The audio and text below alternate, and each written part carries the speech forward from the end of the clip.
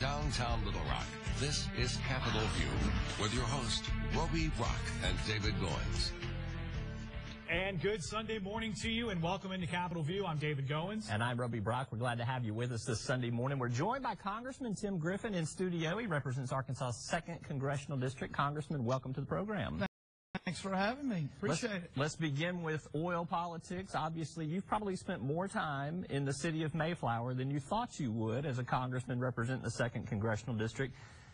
With all of the activity that's been up there with the pipeline burst, conversations with ExxonMobil, local officials, has your opinion shifted or changed in terms of how you feel about just pipeline politics in general, the whole thought that we have this in our watershed, and just what has changed in terms of your point of view? Well, first of all, we are continuing, and this is an ongoing process to make things right for the folks affected in Mayflower. I was up there on Good Friday when it happened. Been there, I guess, twice since then. And, you know, I think, first of all, I have to step back and say, are we going to stop using oil tomorrow? No, of course not. We're going to continue to use oil, and we're going to continue to use pipelines. We have over 170,000 miles of pipeline in this country. And so the question becomes, how do we move a lot of these oil and other liquids? How do we move them safely? And what is the safest way? And some people have suggested, hey, well, let's not use pipelines. Well, what does that leave you? That leaves you with rail cars or trucks. That's not as safe as a pipeline. That's just a fact. A Bloomberg article the other day said that rail cars are 3 times more likely to result in a spill than a pipeline.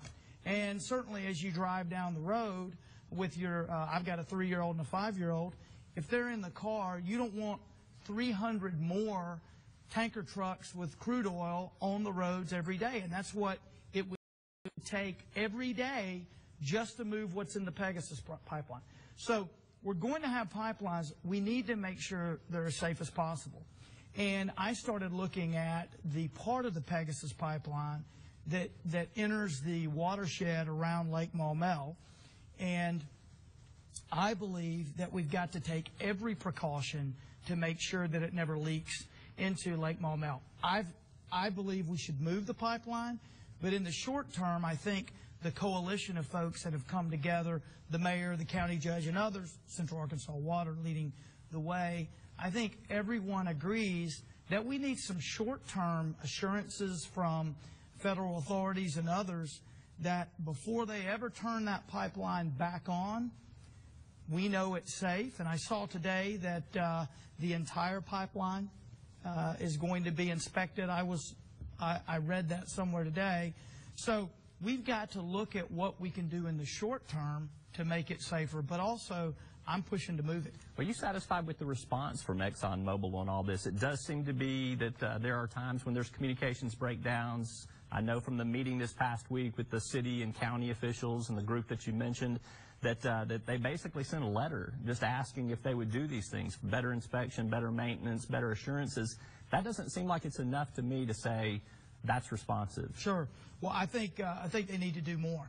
Now, I did get a letter back in response to my letter requesting that they move the pipeline. I got that a few days ago, and there wasn't anything really to report other than to say what they've said before, which is we're focused on cleaning up Mayflower.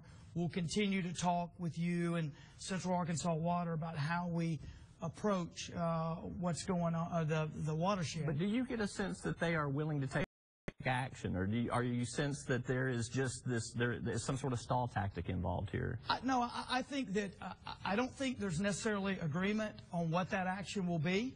I don't think that they agree with me that the pipeline ought to be moved. They haven't said that directly, but that's my feeling. We'll see. They don't feel like they should move the pipeline? Well, that's my feeling based on, they haven't said that definitively. But are they willing to do some things? I believe they are. But again, I think that this is the beginning of the conversation, not the end of the conversation. And so, you know, I think that with the coalition that we've got, Central Arkansas Water, the mayor of Little Rock, the county judge, myself, other members of the delegation were represented yesterday at the meeting, and many other stakeholders here who have been working on this for a while. I think we've got a good group of people who ultimately will get action. But this is the beginning of the conversation. Couple more pipeline, kind of related, you know, follow up on that. The leakage of the Pegasus pipeline in Missouri earlier this week, you know, about a barrel of oil on a piece of land while the pipeline's shut down. Does that just elevate your concern? Sure. Well, we have to look at every instance, and I've long said that, look, every pipeline is different, and you need to look at each pipeline individually. And when these things happen, we need to A, clean it up, B, find out what happened, and C, make sure it never happens again. In that particular case, I don't think we have all the facts, but it sounded like some kind of object had been put over it that rubbed into it. I'm not sure exactly, so I don't know how much we learn there will be transferable to Mayflower, but we got to check. I mean, the constant is it's a 65-year-old pipeline. Sure. Stuff like this happens. Absolutely. Another point. Obviously, when you suggest moving the pipeline out of the Maumelle watershed, that may be popular, you know, in this congressional district because of the water concerns there. But how feasible or how realistic is it to ask, you know, an international company to move a part of a pipeline that stretches all the way across, you know, basically the United States? Safe to say there are probably similar environments in other congressional districts throughout the country with this pipeline. Well, I'm only, thank goodness, I'm only responsible for one congressional district. And in each congressional district, and in each instance, people have to look at that on the facts. But does it seem reasonable to ask a company like Exxon to move just 11 miles right here? I mean, does that open it up to? Well, it was moved before. Okay, so it's been. Yeah, I mean, but the original pipeline where it was originally intended is different from where it is now. It was not moved far enough, in my view, because it's still in the watershed. Now, this was 50-some odd years ago.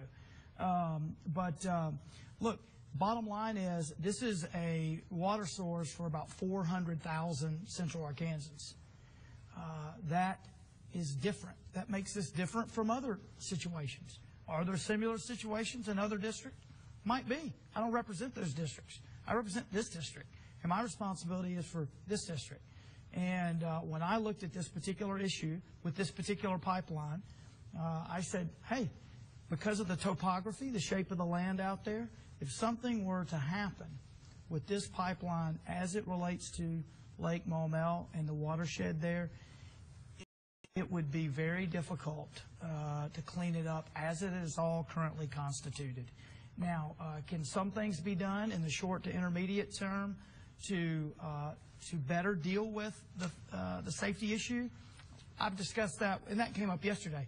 That would be additional valves, shut-off valves, and what have you. But to kind of stop you right there, Congressman, and what's good is we have a lot more questions to ask you, and we know you'll come back to Capitol View on a future date. So, Congressman Tim Griffin, thank you very much. Every week, right if there. If invited. And another reason to go to Mayflower is the motorcycle racetrack they have there. There's the plug. Coming up after a quick